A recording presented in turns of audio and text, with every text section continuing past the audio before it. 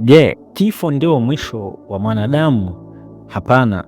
Kama uliweka katika ufahamu wako na katika akili yako kwamba kifo ndio mwisho wa mwanadamu au ndio mwisho wa mwanadamu, ulikuwa haupo sahihi. Sikiliza nikwambie ndugu yangu, mwisho wa mwanadamu au mwisho wa kila kitu sio kufa. Mwisho wa mwanadamu, wa kila chenye uhai, hasa mwanadamu, ni moto ule au mbingu ile. Asikudanganye mtu kwamba mwisho wako ni kufa. Kuna maisha baada ya kifo. Inategemeana umekufa ukiwa ndani ya Kristo au nje ya Kristo. Kwa hiyo kuna maisha baada ya kufa, na baada ya kufa inategemeana ulikufa nje ya Kristo au ndani ya Kristo. Kwa hiyo mwisho wa mwanadamu ni mbingu ile au moto ule. Tuangalie kwa ushahidi. Kitabu cha Ufunuo wa Yohana sura 20 mstari wa 11. Nitaanza kusoma huo. Biblia inasema, kisha nikaona kiti cha enzi kikubwa cheupe na yeye aketie juu yake, ambaye nchi na mbingu zikakimbia uso wake, na mahali pao hapakuonekana. Nikawaona wafu wakubwa kwa wadogo wamesimama mbele ya hicho kiti cha enzi, na vitabu vikafunguliwa, na kitabu kingine kikafunguliwa ambacho ni cha uzima, na hao wafu wakahukumiwa katika mambo hayo yaliyoandikwa katika vile vitabu sawasawa na matendo yao. Bahari ikawatoa wafu waliokuwamo ndani yake, na mauti na kuzimu zikawatoa wafu waliokuwamo ndani yake, wakahukumiwa kila mtu kwa kadri ya matendo yake. Mauti na kuzimu zikatupwa katika lile ziwa la moto. Hii ndio mauti ya pili, yani hilo ziwa la moto. Na iwapo mtu yoyote hakuonekana ameandikwa katika kitabu cha uzima, alitupwa katika lile ziwa la moto. Umeona hapo? Kwa hiyo mwisho wa kila mwanadamu ni mbingu au ni moto. Ikiwa jina lako halikuandikwa katika kitabu cha uzima, neno la Mungu anasema mtu alitupwa katika ziwa la moto. Na ikiwa jina lako limeandikwa kwenye kitabu cha uzima, maana yake wewe unaingia Yerusalemu mpya, unaingia mbingu mpya na nchi mpya. Biblia inatuambia katika kitabu cha Ufunuo wa Yohana, kisha nikaona mbingu mpya na nchi mpya, kwa maana mbingu za kwanza na nchi ya kwanza zimekwisha kupita, wala hapana bahari tena. Nami nikaona mji ule mtakatifu Yerusalemu mpya ukishuka kutoka mbinguni kwa Mungu, umewekwa tayari kama bibi harusi aliyekwisha kupambwa kwa mmewe. Nikasikia sauti kubwa kutoka katika kile kiti cha enzi ikisema, tazama, maskani ya Mungu ni pamoja na wanadamu, naye atafanya maskani yake pamoja nao, nao atakuwa watu wake, naye Mungu mwenyewe atakuwa pamoja nayo.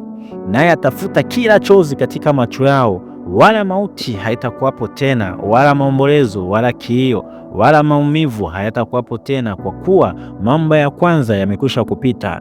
Na yeye aketie juu ya kile kiti cha enzi akasema, tazama, nayafanya yote kuwa mapya. Akaniambia, andika ya kwamba maneno haya ni amina na kweli. Akaniambia, imekwisha kuwa. Mimi ni Alfa na Omega, mwanzo na mwisho. Nami nitampa yeye mwenye kiu ya chemichemi ya maji ya ubure. Yeye ashindaye atayarisi haya, nami nitakuwa Mungu wake, na yeye atakuwa kwangu mwanangu. Sasa bali waoga na wasioamini na wachukizao na wauaji na wazinzi na wachawi na hao waabudu sanamu na waongo wote sehemu ni katika lile ziwa la moto na kiberiti. Hiyo ndiyo mauti ya pili. Sasa mwisho wa kila mwanadamu ni mbingu ile, nchi mpya, Yerusalemu mpya, maskani ya Mungu na watu wake, au ziwa la moto lile.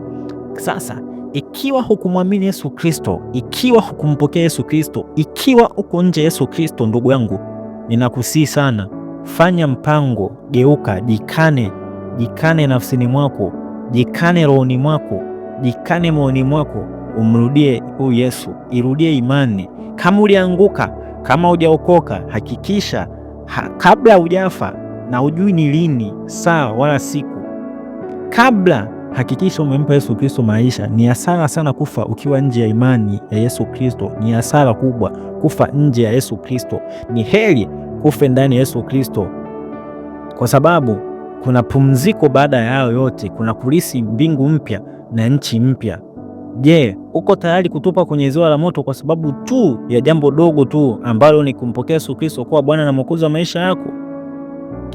Sasa ukisoma kitabu cha Ufunuo Yohana 14:13, Biblia inasema hivi, nikasikia sauti kutoka mbinguni ikisema, andika, heri wafu wafao katika Bwana tangu sasa, naam, asema Roho, apate kupumzika baada ya tabu zao, kwa kuwa matendo yao yafuatana nao. Ni raha iliyoje kufa ndani ya Yesu Kristo, ukiwa unamwamini Yesu Kristo na Yesu Kristo ni Bwana na Mwokozi wa maisha yako.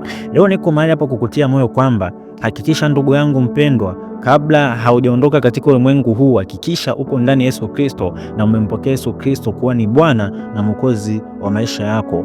Basi ukiwa uko tayari kumpokea Yesu Kristo na kugeuzwa upya na kurudi tena ndani ya imani, basi nitumie message kwenye namba hizi au fuatisha maombi haya. Sema: Bwana Yesu, ninakuja mbele zako, ninakiri kwamba mimi ni mwenye dhambi. Leo ninaamini kwamba wewe ni Bwana na ni Mwokozi wa maisha yangu. Bwana Yesu, ninaomba ulifute jina langu kwenye kitabu cha hukumu, ukaniandike jina langu kwenye kitabu cha uzima. Bwana Yesu, ninakukiri na ninakupokea uwe Bwana na Mwokozi wa maisha yangu. Amen. Basi ninakubariki kupitia jina la Yesu Kristo, mwana wa Mungu aliye hai. Amen.